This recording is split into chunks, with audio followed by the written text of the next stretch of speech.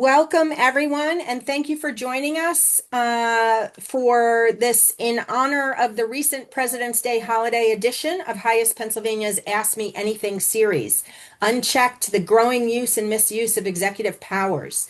You can watch our previous Ask Me Anythings on HIAS Pennsylvania's YouTube page or on our website at www.hiaspa.org and in the video section of HIAS Pennsylvania's Facebook page.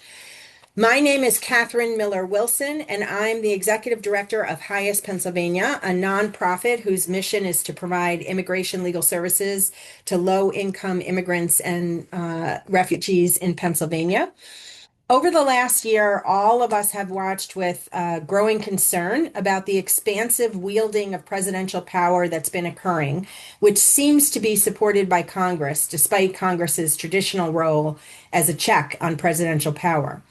To help us better understand what's happening, what role this power plays in immigration, and how dangerous it is to our democracy, we're fortunate today to be having a conversation with Professor Peter Spiro. Professor Spiro is the Charles Weiner Chair in International Law at Temple University Beasley School of Law. He's a renowned expert on international immigration and constitutional law, as well as a former law clerk to U.S. Supreme Court Justice David Souter. I know we have a lot of questions for the professor, and we want to ensure there's time for all of you to ask questions as well. So we're going to dive right in with some of my own questions before we turn to the audience. So, my opening question, Professor Spiro, why does immigration often become the first area where expanded presidential authority is exercised? So thanks, Catherine, and thanks for hosting me here. I'm a huge supporter of HIAS and appreciate all the tremendous work that HIAS does in this community for our immigrant for our fellow immigrant members of the community. So I'm really delighted to be here, and I'm really looking forward to questions from you and from other participants. So that's a really excellent first question, which is sort of basically why is immigration different? And there are really two elements that create exceptionally broad presidential authority over immigration. There's a legislative element and there's a constitutional element.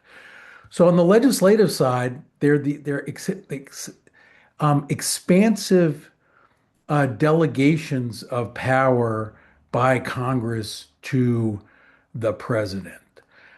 In the past, these delegations have been, generally speaking, used in a responsible way if they've been used at all.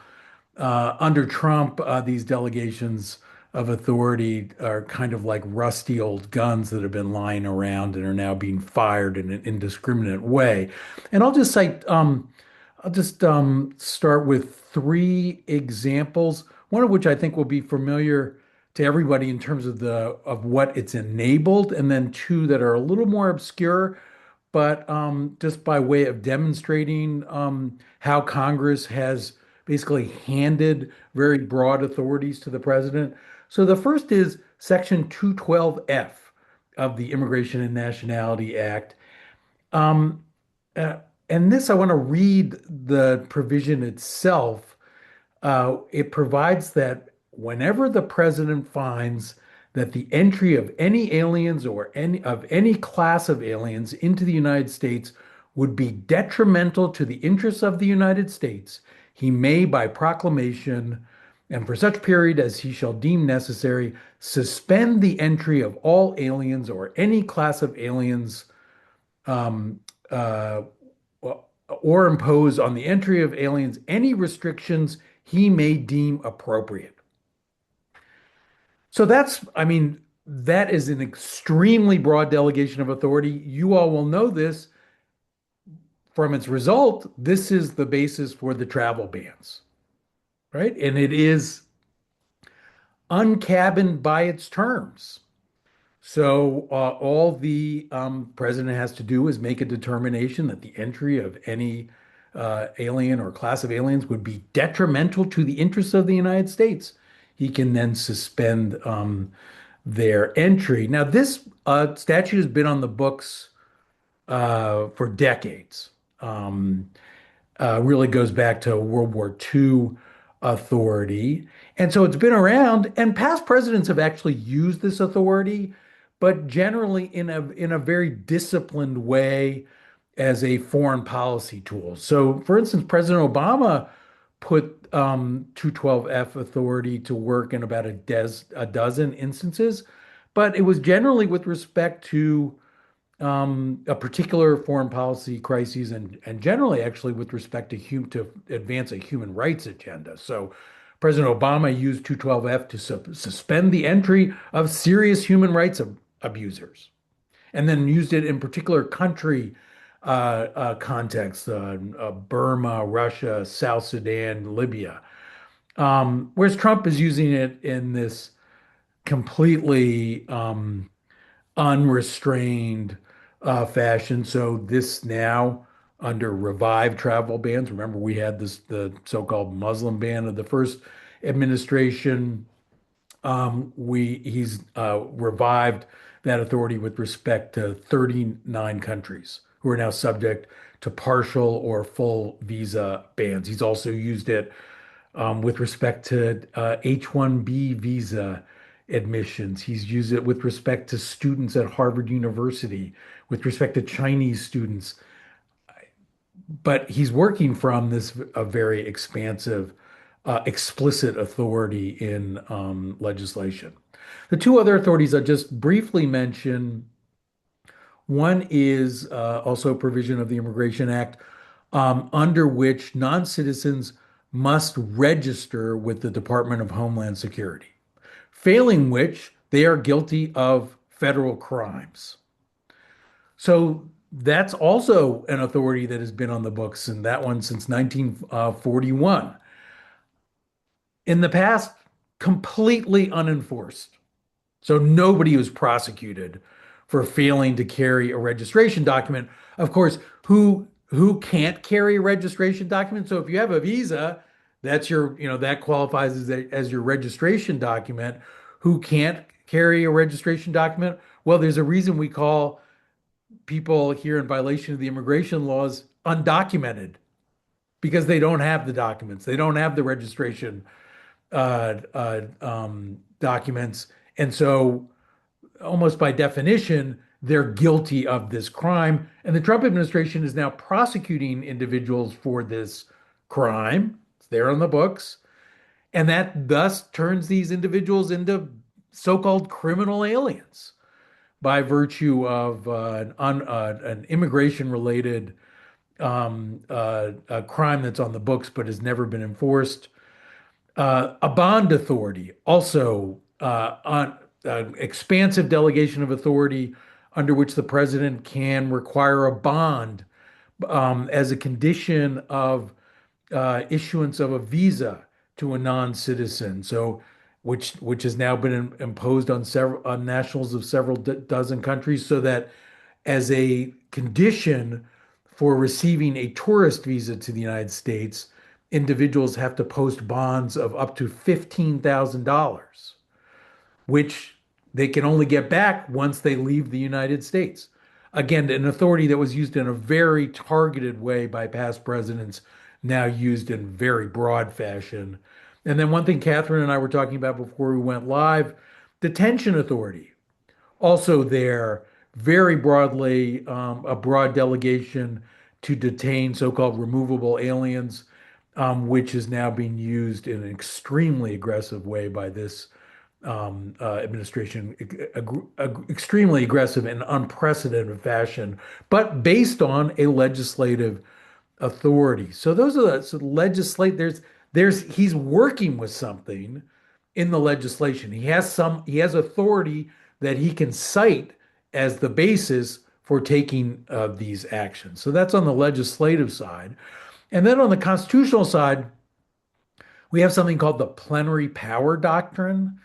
And it's basically what it sets up is a kind of parallel universe, parallel constitutional universe, kind of antimatter constitution that applies in the context of immigration proceedings, under which the Constitution applies in a watered down fashion if it applies at all to immigration proceedings. And this is also extremely well established. It goes back to the late 19th century, and has been carried forward to to the present day. Just to give you one quotation, this from a 1977 case, Fialo versus Bell. The court held that Congress regularly makes rules that would be unacceptable if applied to citizens. And that's constitutionally acceptable as per the Supreme Court. And so the Supreme Court has consistently upheld presidential and congressional action in the context of immigration, even if it would clearly be unconstitutional in any other context. And that, as I said, continues to the present day. In 2017, the Supreme Court in Trump versus Hawaii upheld the travel ban, upheld Trump's expansive use of the Section 212F authority, which has basically empowered him to revive and expand the use of 212F during his second administration. Under plenary power, when it comes to non-citizens seeking initial entry, that is, who are applying for visas and then seeking admission to the United States, basically there are no constitutional constraints of any kind. So the major qualification to plenary power is that non-citizens who are present in the U.S. Are entitled to procedural due process protections in the context of deportation. And so it's in that context, really, or using that important tool that the lower courts have been pushing back against, in a very generally in a targeted way, against particular actions of the Trump administration in the context of immigration in a way that the Supreme Court can't always reverse. So that's really the one context, and an important one in which there's some breaks on the president. One thing I should just close, and then I'd be glad to have more questions from you, Kathy, before we turn to the participants. But the other major area of discretion is with respect to enforcement. So, and here the landscape is that if somebody entered without the United States without being inspected and admitted, or if they overstayed a visa after having been legally admitted, in most cases they're removable. In most cases, they're here in violation of the immigration laws, and in some cases they'll have a defense to removal, but in many cases they won't, and so they can be enforced against. They can be removed. And in past administrations, all past administrations, including Republican administrations, presidents have exercised a systematic discretion when it comes to enforcing against the undocumented population, so that they prioritized, and this is true more or less, there are some modulations here, but a prioritization under which recent entrants and then so-called criminal, non-citizens here in violation of the immigration laws who engaged in violations of the ordinary criminal law would be prioritized for removal. And that's just completely out the door with this administration in a way, again, that's, in some fundamental ways is enabled by the law. And so that's really what ends up with that's what really generates most of the stuff that we're seeing in the headlines now, is this completely unconstrained exercise of enforcement authority in a way that in some ways you can boil this down, and this is not true just in the immigration area, but this administration has no adherence to norms, no understanding of unwritten constraints on how these authorities have been exercised. And so that's what gives rise to sort of the really the horrors of what we're seeing today with the Trump administration and immigration. Okay, great. So I just wanted to kind of add one more thing to what you shared with us, which is really helpful. But so what you shared is that immigration is essentially the perhaps one area, correct me if I'm wrong, where there really is no check and balance. I mean, theoretically, the Constitution provides a check, but then as you suggested, the courts have said, no, if they're immigrants, it's okay. So one, is that accurate? And two, what is the fix? If we agree, as you suggested, and I agree, it was a very apt analogy that like rusty guns are being shot at the cost of millions of people, really, Americans and non-Americans Mhm. alike. Um, what is the fix? How can we fix this if immigration is this area of kind of the Wild West? Well, yes, it's Wild West, and so I think we're unlikely to find it in the courts, or at least not from this court. Again, the lower courts are doing heroic work in pushing back on particular exercises of this authority. The Supreme Court is there are cases from 2017 and even more recently under which the court is showing no inclination to walk back this so-called plenary power doctrine, which, and just here, just to be clear, the plenary power doctrine doesn't apply to immigrants as such. It applies to immigration proceedings. So at least in theory, non-citizens have full or near full protections in other areas of constitutional law. So, just a basic one, if a non-citizen is accused of an ordinary crime, they get all the same protections that citizens get in the context of criminal prosecution. But in immigration proceedings, it's sort of, in some cases, anything goes, in other cases, sort of fairly relaxed constitutional constraints. And those are, I think, unlikely to change under this court.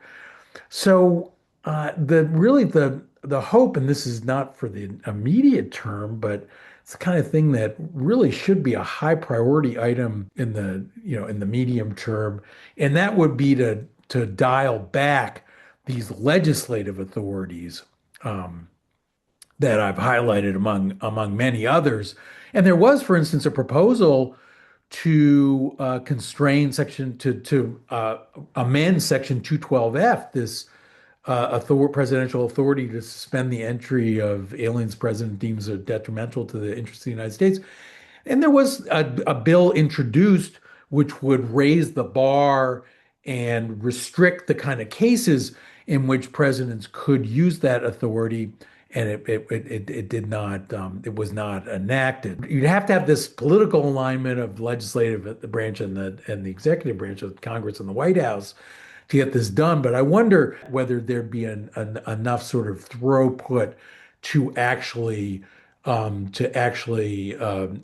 these authorities so at least that in the statute, future president who was inclined in the way that Trump is wouldn't be able to say, "Well, I've got, here's the law. I'm just using the law." Just one other thing on this: Trump obviously likes to just do what he can on his own authority. The one other area in which he has very broad authority, which he's putting to very broad use, is the tariff authority. Mm. Also, largely unconstrained legislative delegation of power, which he kind of uses just in almost kind of random ways because he knows he can just do it. And so that's the one area I would say outside of immigration that's analogous, but otherwise, immigration really is different. So let me ask you one more question kind of related to this whole point, like for further clarification, and then I want to turn to our audience. But you had said the it would be a legislative fix, but it would need a president who would obviously approve of it, right? Yep. So d kind of breaking that down or unpacking that into what that would actually mean, and we'll just fantasize for a minute because we know Mhm. we're far from that point. But would it be feasible to have Congress rewrite the entire Immigration and Nationality Act to suggest that it really is much more like every other law of the land, so that the executive does not have the current authority, um, and that, immigrants have essentially the same rights. Once they're on American soil, they have essentially the same rights. And so if they're seeking legal status, or they're challenging a removal order, or they're, seeking an immigration benefit of some kind, that it would just happen through the regular court process instead of through executive agencies. Is that something that is possible in our constitutional scheme? I mean, it could. There's nothing constitutional that would preclude that kind of solution. I think that's just, I mean, that kind of sort of changing the premise or rewriting the immigration law, that seems politically implausible. Certainly, I mean, uh, when, I mean, the idea of like putting removal proceedings before federal courts, I mean, at that point, there's sort of serious resource questions. But so I don't think it's rewriting the Immigration Act.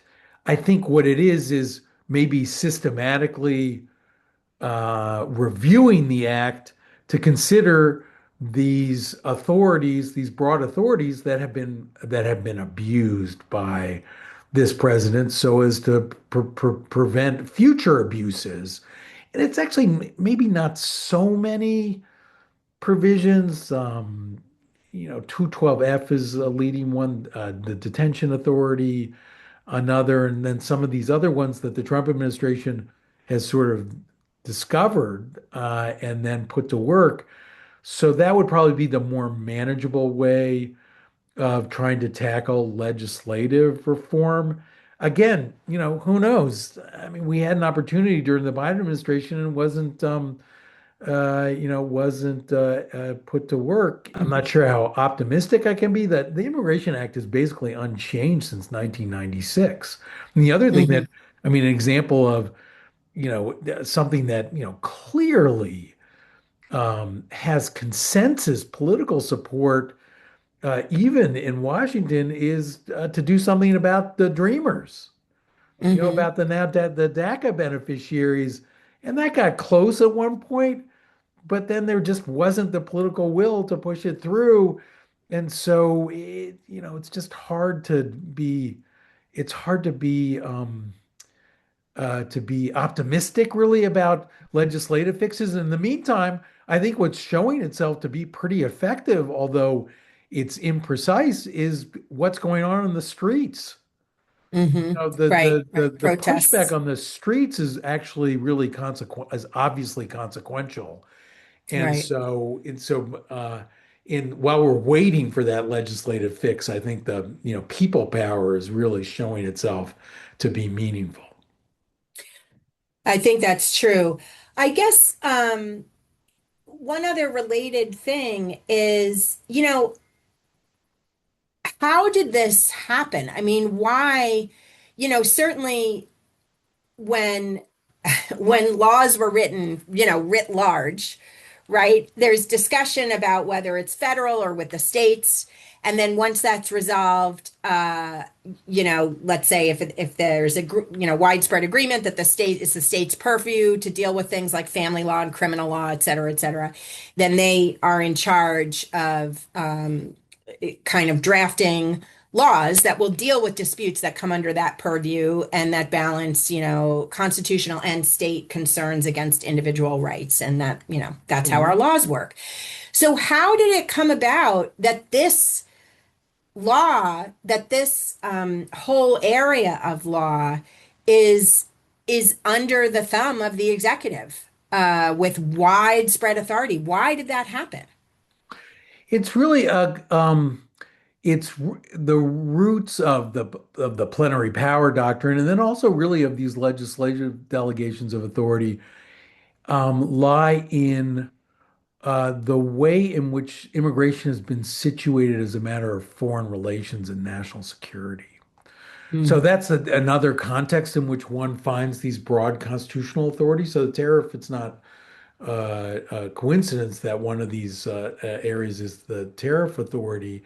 That when it comes to foreign relations, historically and constitutionally, there was an understanding that there was some need for um, greater executive authority, greater flexibility vested in the executive branch to deal with, in core cases with crises as they arose. And that's why even in the proposals to amend Section 212F, there's still um, they would still leave a core authority for the president to deal with things as they come up that, even when Congress is functioning as it should function, it takes time for Congress to get its act together to do something. An example where, and it wasn't put to work, it was certainly imperfectly applied, but Section 212F was put to work in the context of COVID. The early days of COVID where, trying to keep it out basically. And that's really a matter of immigration. That's a matter of people coming in.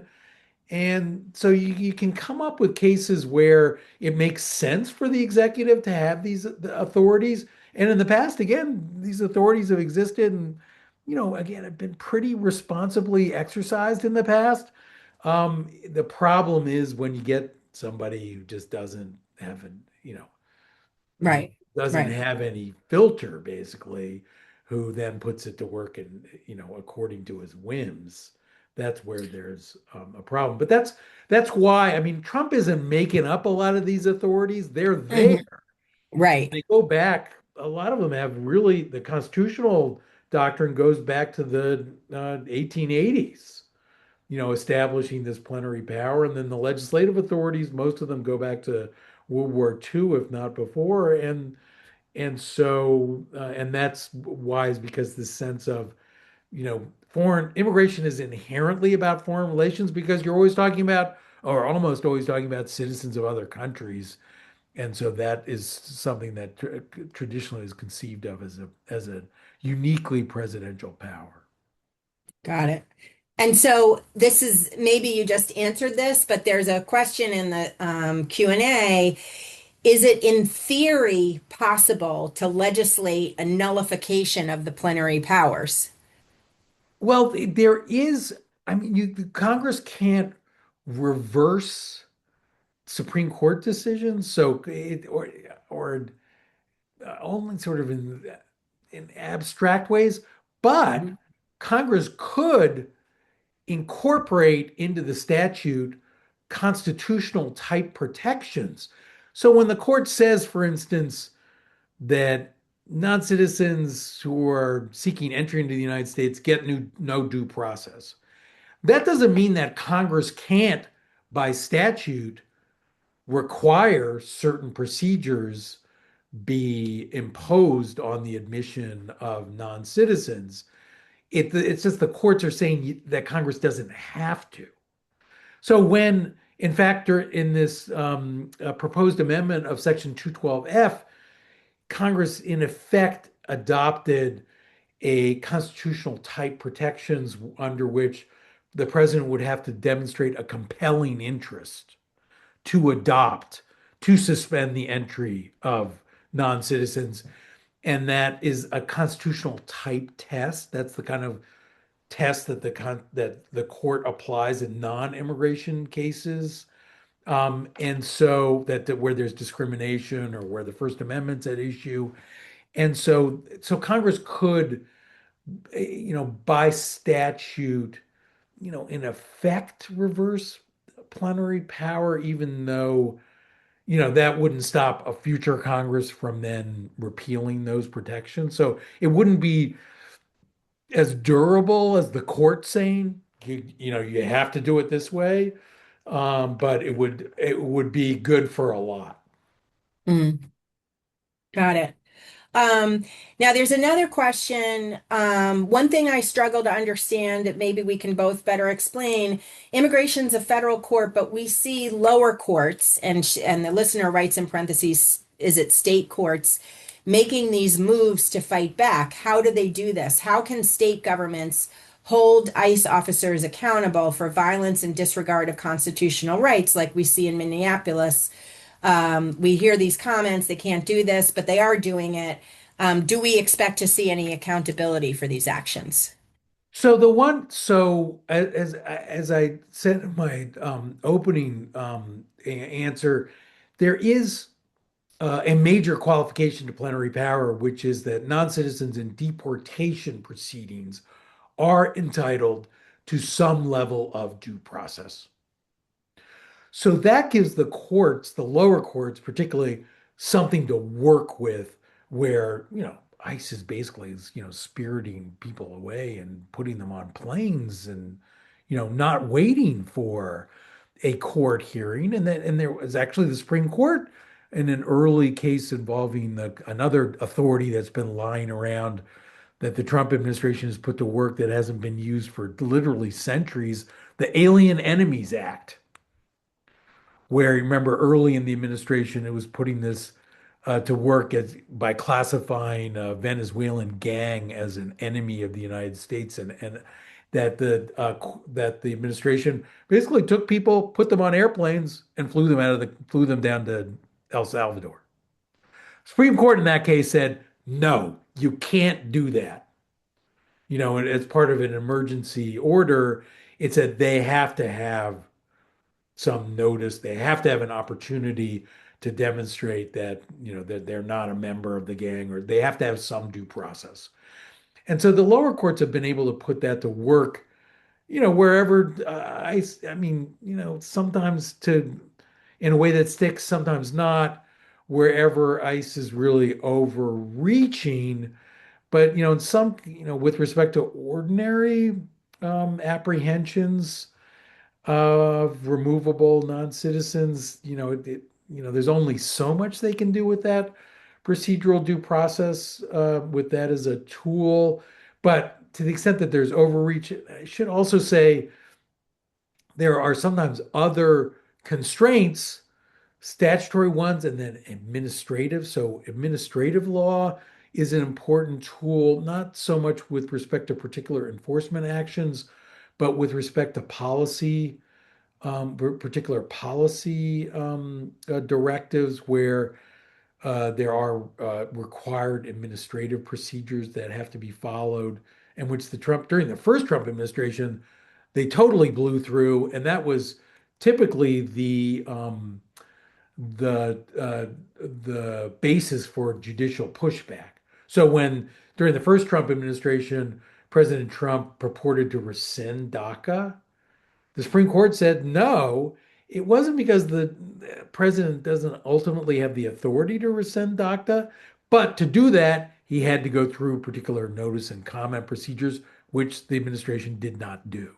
And so it was as a matter of administrative law that the Supreme Court overturned that attempt to rescind DACA. So there are these other tools. Lower courts are also doing some interesting work with the First Amendment especially with respect to students who are being targeted by the administration for removal. Those cases haven't yet made it to the Supreme Court, but in the meantime, there are some arguments that are available in the First Amendment context for, in effect, circumventing plenary power, which are untested. So I'm not sure that they're going to stick when the Supreme Court gets to these questions, and I think it will get to those questions. And then there are a lot of just one-off things that the lower courts are doing, which even the appeals courts, Trump administration only has so much bandwidth, and they literally now have only so many lawyers, to plead their case. I mean, literally,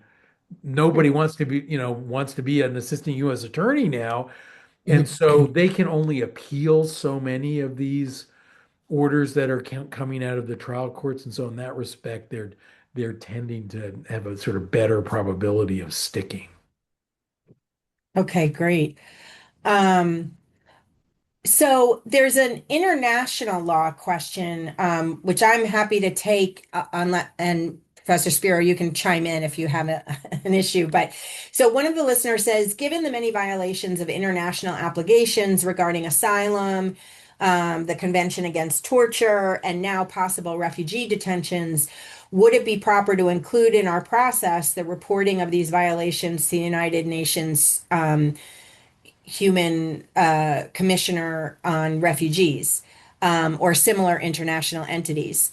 And I guess my response is absolutely report everywhere, make sure Hmm. people know what's going on. Yep. But the United States has made it very clear that they don't care what international entities say. So you have to kind of prepare that we can make these reports and the international community can do something about them. Whether that has any impact is a very open question, but it doesn't mean that we shouldn't try, right? So I don't know if you want Yeah, to I add mean, to I that. completely agree. I mean, the problem with international law arguments is that they're generally speaking not the term of art is they're not self-executing in U.S. courts. And so judges can't, in most cases, there's some exceptions. The Convention Against Torture is an important one. In most cases, the courts can't say, well, this is a violation of international law, and therefore you must stop doing X. So there's just not, it's that is not available. So one has to put um, tools to work that are a little more indirect or cumulative in terms of international law violations. But the international community is certainly paying close attention to what's going on here, and be interesting to see if there's some. I mean, we'll certainly get reports out of the treaty committees. So various human rights treaties have committees that issue reports with respect to particular country practices. We'll certainly see those committees recounting violations of treaty obligations. And then the question is whether it ends up being anything more systematic in terms of coordinated international action against the United States. I don't know. That's it. The United States in the past has been hard to enforce against just because the matter of the power that it has internationally. Um, but I don't know, that things are shifting in that respect. So I don't want to say never that it could never happen. That there be more sort of concrete tools that are put to work against the United States as a consequence of human rights violations. Okay. So another good question. One of our listeners asks, you know, what what state powers, if any, are there to oppose federal agency actions like what's happening with ICE? I mean, we talked about this a little bit before, but more directly, hitting it head on. Are there state powers to protect its own citizens from federal agency actions? Yeah, so this is obviously a huge question Right. in the enforcement context, and so in the wake of Minneapolis, we're seeing really interesting coordinated action on the part of governors and also on the part of local prosecutors. So Larry Krasner is leading a group of local prosecutors that are sort of exploring different tools that might be available to constrain ICE and its enforcement activities. And here I think we've got a lot of unanswered questions that are going to start being answered. As some of these laws go into effect. A baseline is it's clear that federal enforcement authorities are not absolutely immune to the to prosecution by state authorities or to regulation by state authorities. But that's kind of as much as we know about, the starting point. So I think they're going to be really, I think, and the Trump administration is clearly going to fight these constraints, but the question of the masking laws, which I think those laws are going to go into that they're going to be adopted at the municipal and state level, and they're going to be tested. And I don't know. I don't know what the answer is going to be, but and this in some respects is will be an unprecedented level of state of attempted state regulation of federal enforcement authorities. So I think we're in uncharted territory here, and I don't I can see uh and then actual prosecutions. I mean, one problem here is that the Trump administration and ICE are obstructing investigations. So in the murders in Minneapolis, they wouldn't allow local enforcement to have access to evidence, which doesn't help with respect to actually undertaking a prosecution. So there are ways, in that respect that ICE can obstruct state action. But I think the mask bans will probably be the leading edge of judicial consideration of what the states can and can't do. But it's obviously a very uh, that's of that's where uh, pushing back on the Trump administration can make some progress because states and cities are unhappy about this and they're willing to take some real action. So the question is whether the courts will validate that action. Okay, great. So switching gears a bit, a listener asked if the Supreme Court insisted that procedural due process must apply before flying immigrants out of the country, and here I think they're referring to the folks that were flown to Venezuela. Mhm. Why do the flights continue? Are there hearings now before flying them out? And what is the legality of flying them to third countries that they have no link to, oftentimes to terrifying places? So it's a sort of compound Yeah, so question. really good question. So with respect to those individuals, I think Judge Boasberg in the federal district court in DC is now undertaking contempt proceedings. So that's really the tool that trial courts have where their orders are violated by this administration, and there is a lot there. I mean, the just because a trial court issues an order during this administration does not mean it's going to be complied with. And so this is happening in a number of venues. Minneapolis, another one where a very conservative a judge with impeccable conservative credentials, Judge Patrick Schlitz, has listed, I think, several dozen instances in which the DHS has violated his orders, and so they do have the contempt power. I mean, that's cumbersome to exercise, but there are other cases in which trial courts have ordered um, DHS to return non-citizens from foreign countries after they've been removed. With respect to third country deportations in particular, again, there's pretty broad authority there, legislative authority for the president to undertake that kind of, to sort of pick where somebody's going, again, being exercised in irresponsible ways during this administration, basically by bribing countries like El Salvador. Now, Cameroon has accepted seven or eight individuals who have no ties to Cameroon, but there's not really a constitutional or even a legislative defense to that action if due process were otherwise complied with. I think in those contexts, it's been that there are other procedural irregularities in the removal process that has led to trial courts being able to push back. Well, and it points to, I mean, at least the third country detention to me points to like yet another failing with the Immigration Nationality Act. I mean, right? So, um, Absolutely. Yep.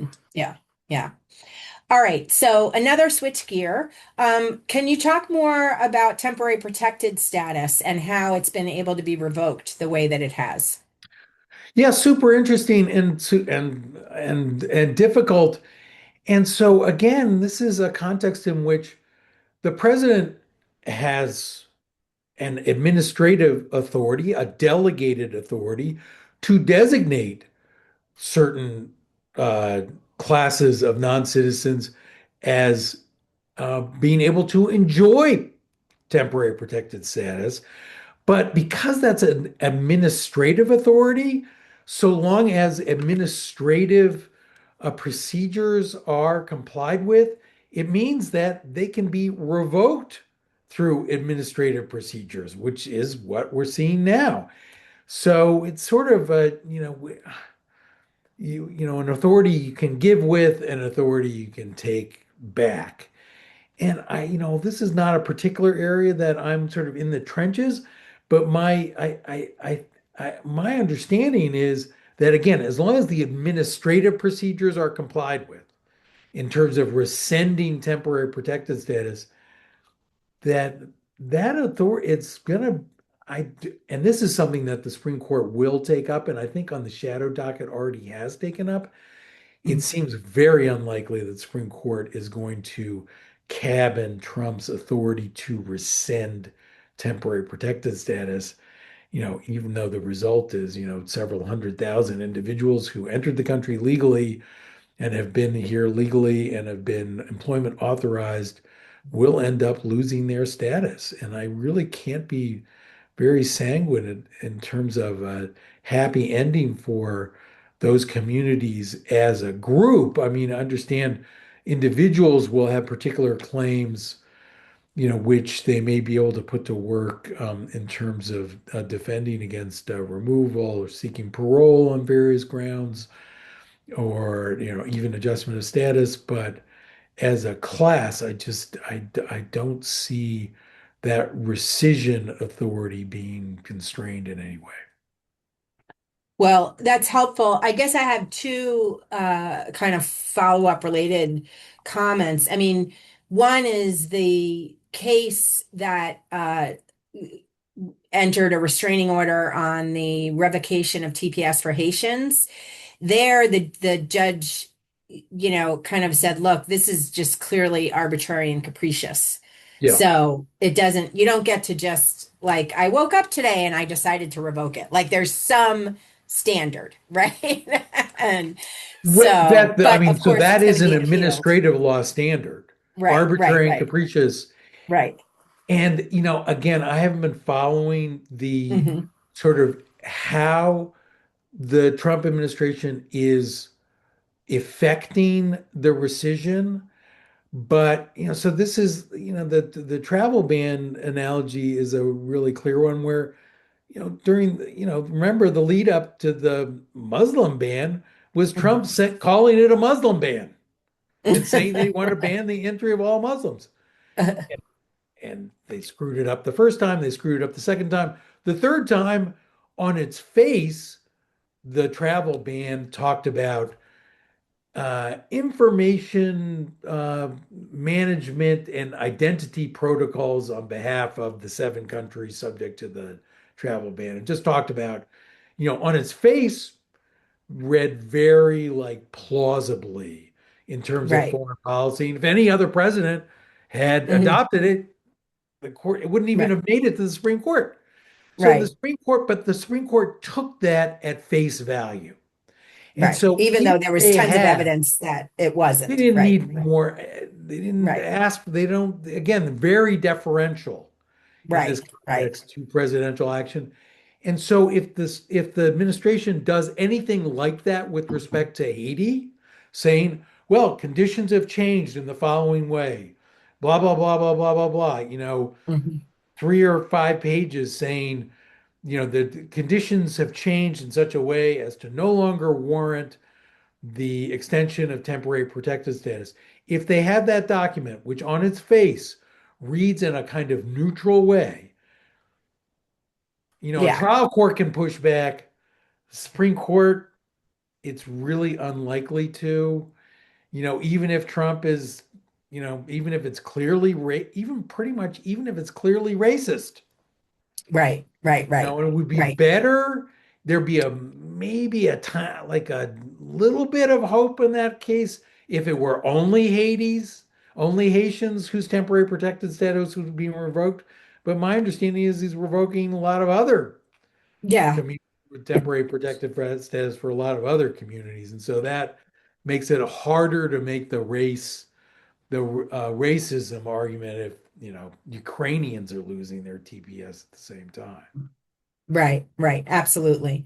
Well, and the second kind of comment related to that is because I just want to remind our audience that every step, it's yet another problem with the procedure and the Immigration Nationality Act. And, because we could write in provisions to the Immigration Nationality Act that had higher standards, gave more protection. That is a possible thing that could be done, but it hasn't been. And so it's subject to these whims. So, Absolutely could, in yeah. theory, although my guess is this would be a lower priority action that Mhm. Congress could constrain or require particular findings for the rescission Hmm. uh, of temporary protected status. One thing Congress could do in all these to the earlier question about, well, could Congress basically reverse plenary power?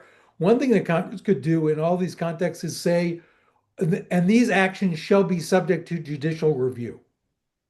Right, right, Because in many of these contexts, the courts say, this isn't really our business, not right. our, we can't. And to the extent they then review the action, it's highly deferential. But Congress could, and in fact, the proposed amendment of the travel ban included a provision which explicitly made it subject to judicial review so that the courts would then take a closer look at, are they just making stuff up when it comes to Hmm. change conditions in Haiti? We're really going to, scrutinize the stated rationale to make sure that it really stands up on the facts.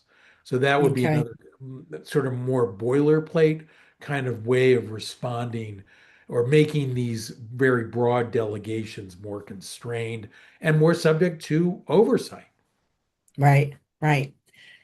Okay, so we're very close to time, and I want to end on our last question, which actually encapsulates a number of questions. A number of questions have been, so what can we do, right? And what are some specific suggestions for individuals? And I have my thoughts on that, but first I want to turn it over to you. Street level protests at this point are really extremely consequential, I think. And then on top of, calling your congressperson, this isn't business as usual. And this really requires some, really like a, s- this should be an inflection point, a wake up call, and we can't let this happen again. And so it really requires aggressive action. I mean, the most recent context is the attempt to impose federal constraints on ICE enforcement action through the budget. That's super important because it's clear that if federal law required agents to take off the mask, well, there'd be no question about whether that was a valid exercise of authority. So that might be the sort of today's, call to one's representative, but just sort of keeping up the fight, I would say. Yeah, and I think, I mean, what I have to say is much the same, and I'll just say it in my own language for whatever it's worth, because everybody takes in different ways. I mean,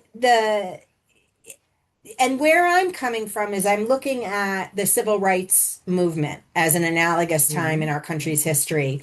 And what I really think it's important to stress, because I think people forget this, is that the civil rights movement was not about trying to get law enforcement to be more humane when they enforced Jim Crow. It was Mhm. about the fact that Jim Crow was Mhm. wrong, violated the Constitution, violated human rights, and had to be stopped. And so I think that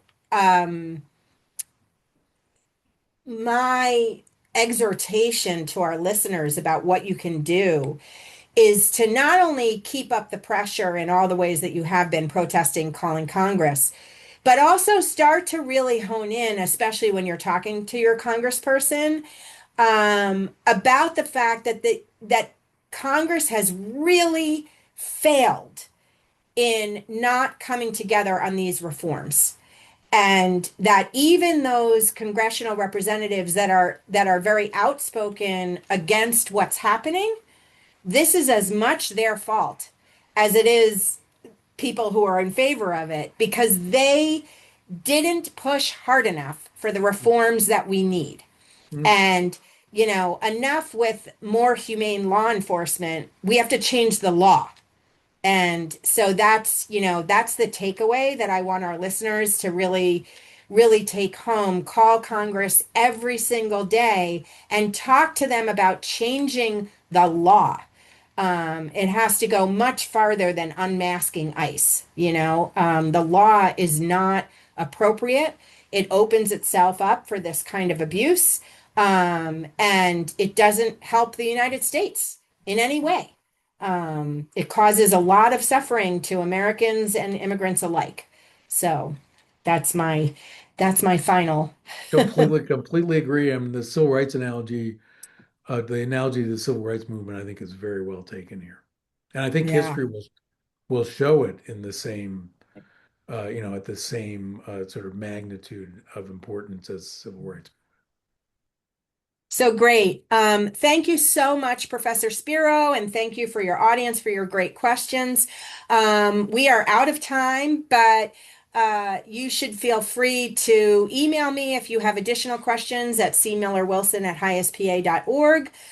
As we said in the beginning, a recording of this program will be posted on our website at www.hiaspa.org and our Facebook page. We urge you to share the recording with those who weren't able to attend this afternoon's program. And we urge you to support HIAS PA, either through volunteering or donating, and support the United States by calling Congress every single day and telling them to change the law. So thank you very much. Thank you, Kathy.